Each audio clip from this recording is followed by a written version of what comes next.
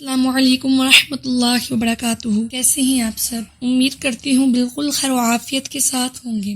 آج کی اس ویڈیو میں آپ سب کے لیے میں لے کر آئی ہوں سورہ بقرہ آیت نمبر 61، وہ بھی ترجمہ تفسیر کے ساتھ۔ آج میں آپ لوگوں کو بتاؤں گی کہ کس طرح بنی اسرائیل نے اللہ تعالیٰ کی نافرمانی کی اور وہ عذاب کے مستحق ہوئے، اور وہ کیسے ہم سب کے لیے عبرت کا نشان بنے۔ تو آئیے ویڈیو کو سٹارٹ کر لیتے ہیں۔ میرا نام ہے حافظہ فاطمہ اینڈ آپ لوگ میرا یوٹیوب چینل واچ کر رہے ہیں چراغیرہ۔ اس روشنی کے سفر میں ہم سب نے مل کر آگے بڑھنا ہے۔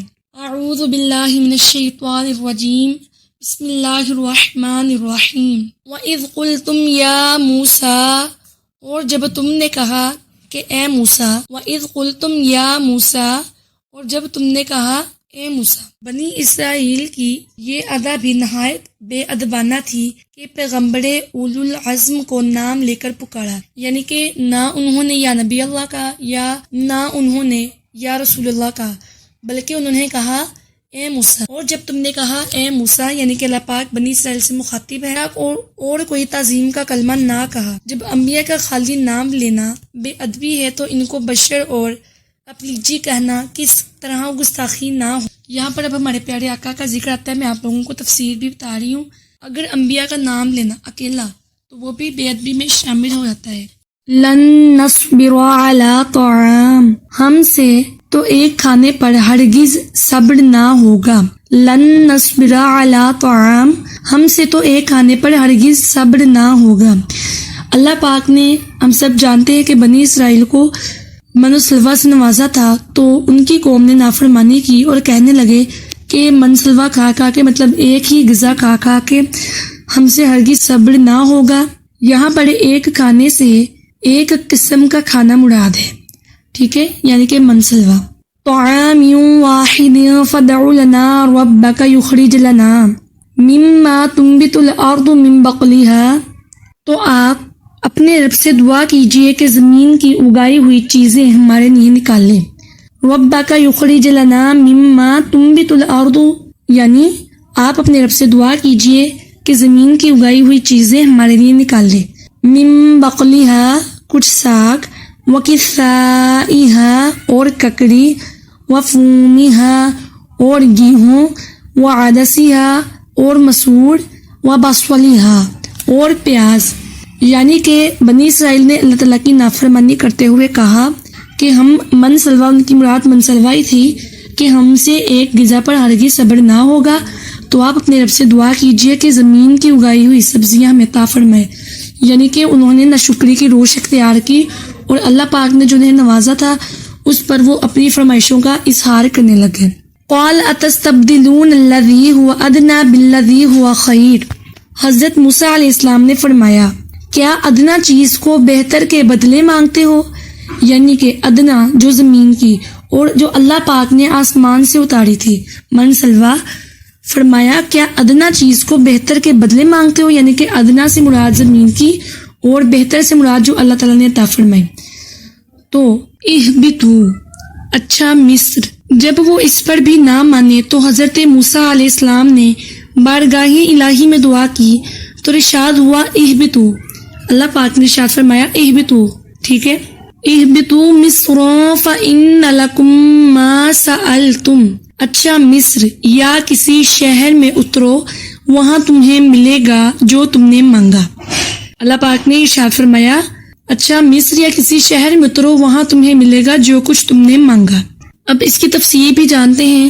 یہاں پر مصر کے کافی معنی جو ہیں وہ مراد ہیں، جیسے مصر عربی میں شہر کو بھی کہتے ہیں، کوئی شہر ہو اور کوئی خاص شہر، یعنی مصر موسیٰ جو یعنی کہ واقعی مصر کے نام سے مشہور ہے، علیہ السلام کا نام بھی ہے، کوئی خاص شہر یعنی مصر موسیٰ کا نام بھی ہے۔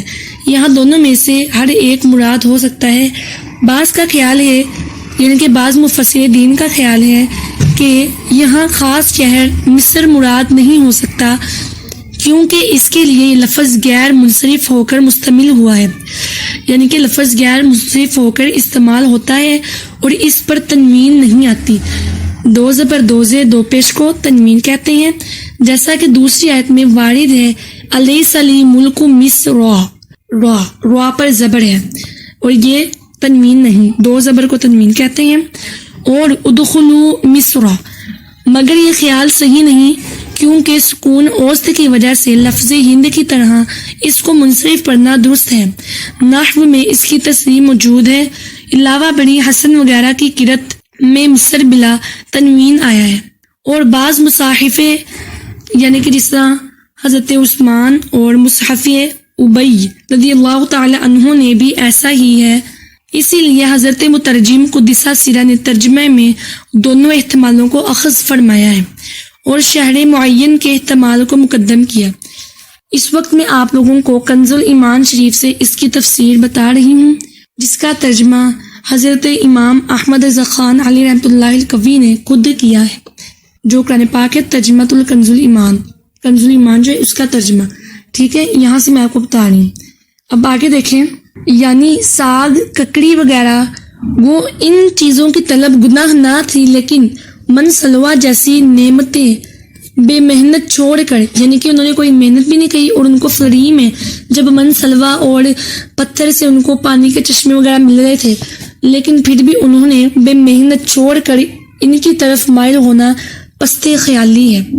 ٹھیک ہے، بے شک ساگ ککڑی کی خواہش کرنا گناہ نہیں، لیکن من سلوا جیسی نعمت کو چھوڑ کر ان زمینی نعمتوں کی طرف مائل ہونا پست خیالی ہے.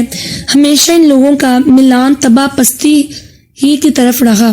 اور حضرت موسیٰ و ہارون وغیرہ جلیل القدر بلند ہمت انبیاء علیہ السلام کے بعد بنی اسرائیل کی کمینگی و کم حوصلگی کا پورا ظہور ہوا، اور تسلط جالوت و حارثہ بخت و نصر کے بعد تو وہ بہت ہی ذلیل و خوار ہو گئے.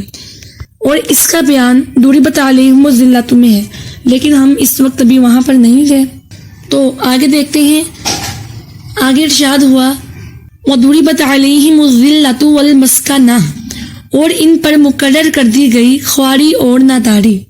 یہود کی ذلت تو یہ کہ دنیا میں کہیں نام کو ان کی سلطنت نہیں، اور ناداری یہ کہ مال موجود ہوتے ہوئے بھی حرص سے محتاج ہی رہتے ہیں.